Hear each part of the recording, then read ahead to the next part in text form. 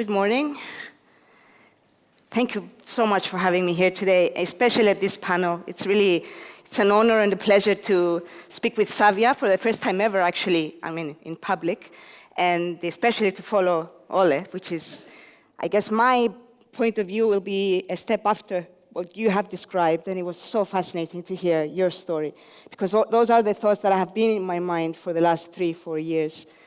I don't have slides, but as a lawyer, that's fine, because my self-esteem wants you all to look at me, not at anything else. I won't really speak as an expert at any issue. I will speak just about thoughts, maybe with some legalese, because I can avoid, that's just the way I am. And I hope that I do raise some issues that we can talk about more in debate, because it's truly a blessing to be able to get together nowadays and discuss all these things in such enlightened and advanced manners and talk about medically assisted reproduction.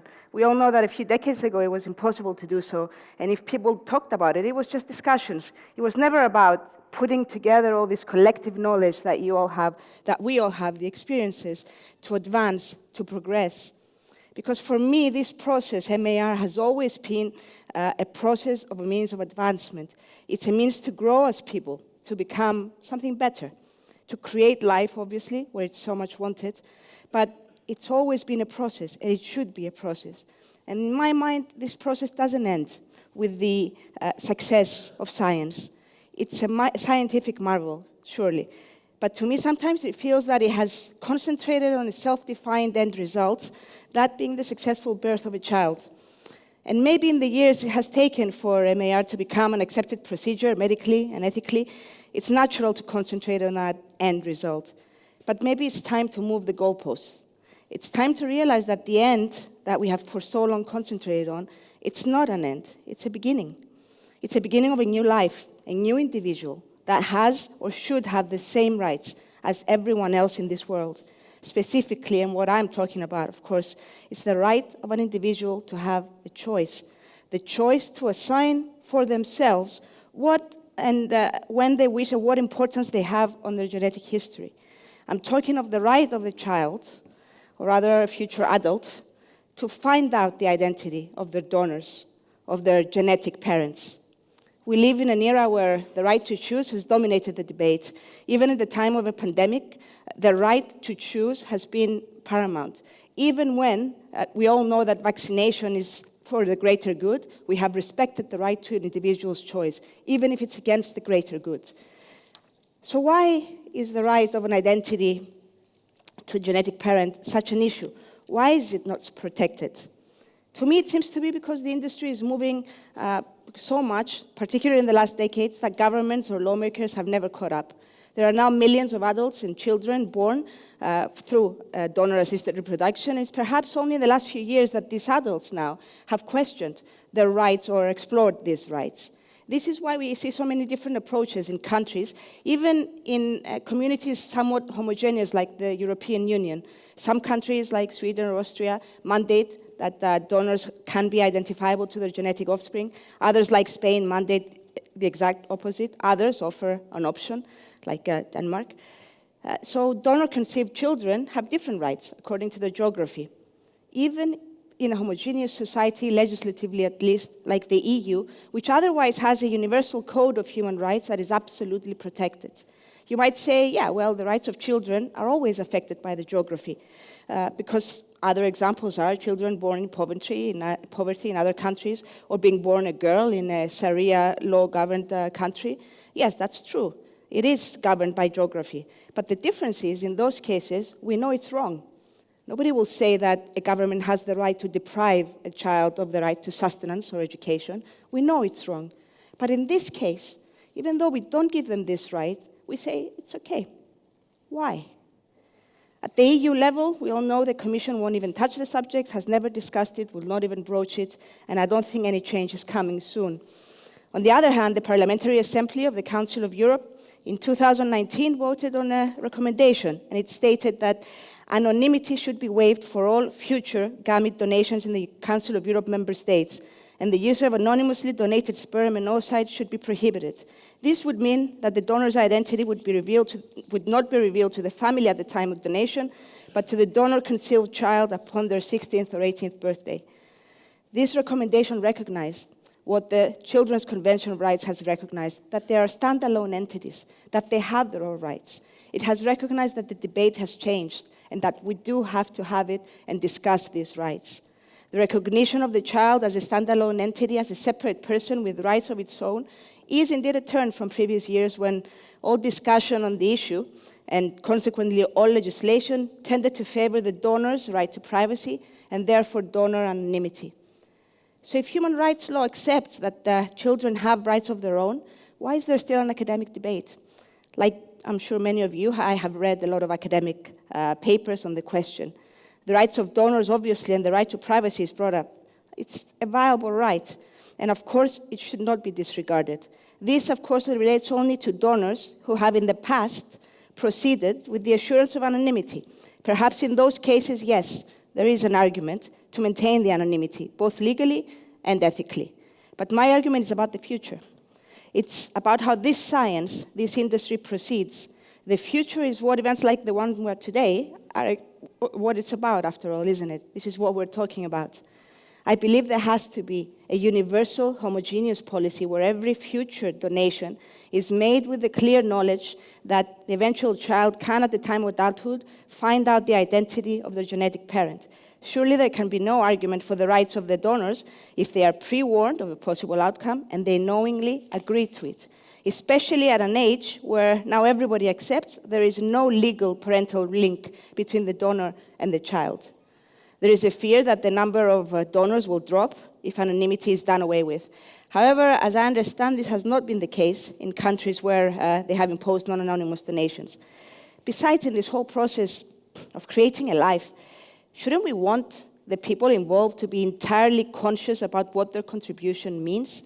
Shouldn't we want them to have considered the enormity of what they are offering and then have accepted it? Shouldn't we want them to understand all of this in its entirety and be willing participants? Shouldn't we want it to be more than just a financial transaction? Don't we want them all to be like Ole? That's what we should be aiming for. I've read an argument that by doing away with anonymity, we are in essence attaching more importance to genetic history than to the non-biological family. That may be true, but the difference is that it's not about what value we decide to place on genetic history for others. It's about the right for everyone to decide what value they place on it for themselves. If a donor-conceived child decides that they need to know, or if they decide that they don't really care, it's still their right to do so, to decide for themselves. But the option should be there for them, and them alone to decide. The most important argument, or at least what appears to be the most powerful argument against doing away with anonymity, has to do with the intended parents, about their right to privacy and family life. In my mind, however, that is actually the weakest argument. And I can speak as a parent myself. I thought long and hard about having a child. I went through a lot of the things that my friend Savia went through. I had been an activist for children's rights for a few years before reaching my decision, and my work helped clarify and fortify my eventual decision. And this decision was not to have a child. It was to become a mother, to become something rather than own something. Because as much as we'd like to believe otherwise, our children do not belong to us. They may belong with us for some time, but they do not belong to us. We are the temporary caregivers with responsibilities to offer protection, sustenance, education, and the tools to proceed in life. But we cannot, or rather we should not make choices for our children that are irreversible to such an extent. And virtually every other decision we make for our children is not irreversible. We can send them to the best schools, but at some point their chosen path will be their chosen path. We can forbid things, but at some point they can decide whether to obey or not, and usually they decide. We can baptize them into any religion, but eventually they will accept or reject it. We can vaccinate them for their protection, but eventually the boosters and any other health protection will be for theirs to decide. But if we choose an anonymous donor to create them, then they can never, ever find out who their parental genetic parent is. And that is irreversible. What right do we have to make this irreversible choice for them? What right do we have to ignore the possible consequences and to decide for them that they should not care? And what if they do? Some suggest that by allowing the inclusion of a third party in a donor-conceived child's life, it will affect the family life of that child, in that it will make it more difficult for the intended parents to assume their roles. But again, to me, this argument cannot stand, because it's a fallacy to believe that by restricting information, you are also restricting the actual relation of the donor to the child. It will always be there. But if it is irreversibly anonymous, then it will be there creating questions that can never be answered. In my mind, you can never solve a problem unless you accept that it exists. And the best way to deal with anything in life is by recognizing its existence. I'll use the words of Vardit Ravitsky, who put it so much more eloquently than I ever could. For some, being donor-conceived may be an important element in the formation of their identities, narratives, and relationships.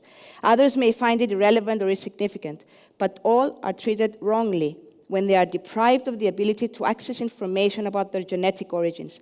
They are deprived of an important aspect of their autonomy, the liberty to choose what meaning they assign to the genetic components of their identity. This choice is linked to fundamental aspects of human existence, our understanding of who we are and how we are connected to others. Any possible rights of the intended parents can never, at least in my mind, outweigh the rights of the child, because intended parents had a choice. They had a choice.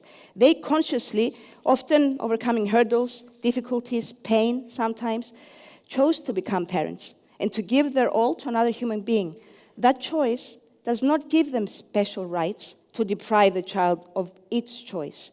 It gives them, in fact, an increased understanding and responsibility to recognize exactly that, the value of choice, the choice we had.